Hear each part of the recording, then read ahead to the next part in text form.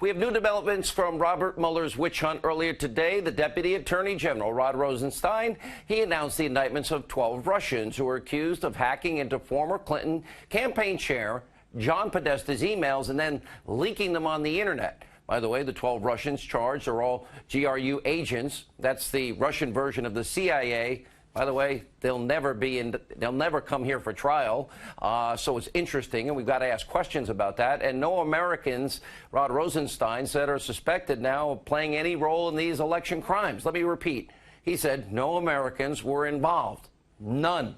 Now, despite this, there you go over to fake news, conspiracy TV, MSNBC, and there's Andrea Mitchell thinking this actually proves a nexus between Trump and Russia 2 years in.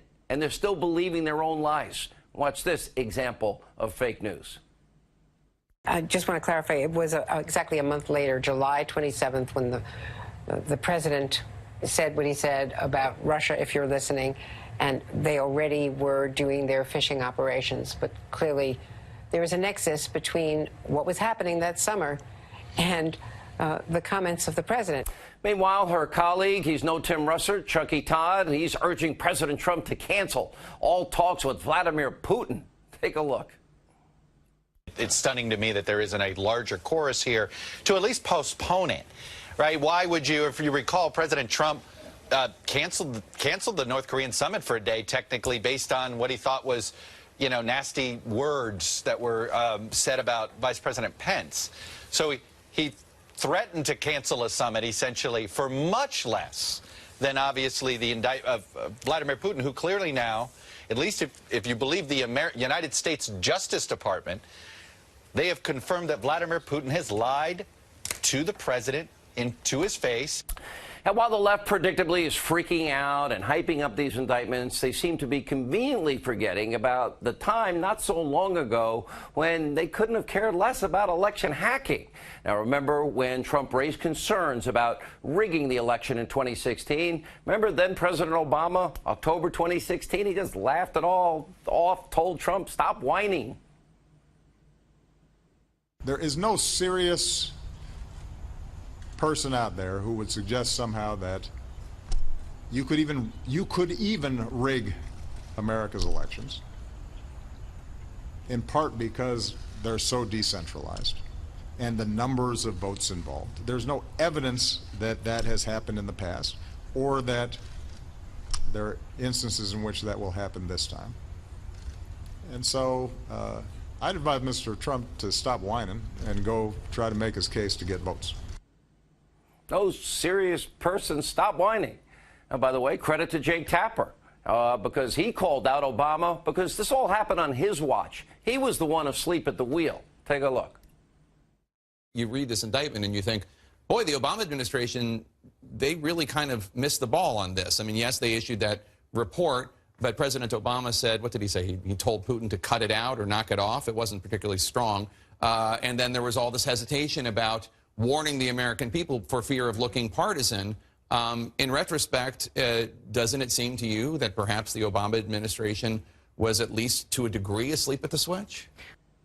Now, of course, that's right. And we have said over and over again on this show, we have all known about Russian efforts to conduct election sabotage and chaos for years. Let's go back to 2014. House Intel Committee Chairman Devin Nunes, he warned us about all of this in the lead up to the 2016 election. Again, years before it happened, Obama was president. There were countless more warnings about this from Intel officials and many others. And excuse me, how many countries hacked Hillary Clinton's email server? Was it China, Russia? Was it the Iranians, the North Koreans? And despite the known risk, Hillary Clinton, well, she decided to conduct official, top secret government business on that private server, the illegal, which we know was hacked by at least 5 foreign powers. And we also know the former Clinton campaign chairman and the DNC, they were easily hacked. Today, Podesta called into CNN to celebrate Mueller's indictments. We'll tell you how stupid he is after you watch this.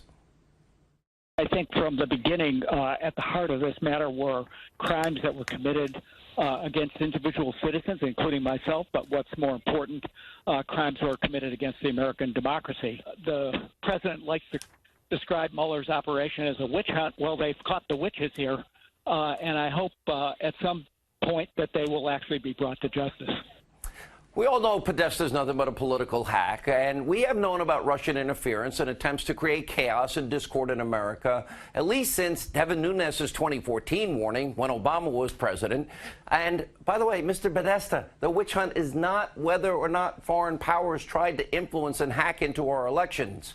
Everyone knows that has been taking place for years, election after election. We know Obama tried to influence the Israeli election to prevent the prime minister, our closest ally in the Middle East, Netanyahu, Prime Minister Netanyahu, from being reelected. So the witch hunt is about the phony, biased political investigation into whether or not Trump and the Trump campaign concocted some grand conspiracy with Vladimir Putin to defeat your precious Hillary Clinton. Nice diversion. We know in reality, we all know Trump went to Wisconsin, Hillary did not. We all know Americans were connecting with Donald Trump. Just look at the crowd size. And by the way, not with the very unlikable Hillary Clinton with no vision. And how many reports do we need to now show that no votes were impacted? And I can go on and on. But tonight we're asking the question, why announce these indictments today on the eve of this meeting between the president and Vladimir Putin? To me, this timing is suspect. We all agree that Putin is a hostile actor. We all agree Russia is a hostile regime that needs to be held accountable. But we're only days away from the president's long-scheduled meeting with Vladimir Putin. So what does this announcement today accomplish other than keeping Russia in the headlines ahead of the president's trip?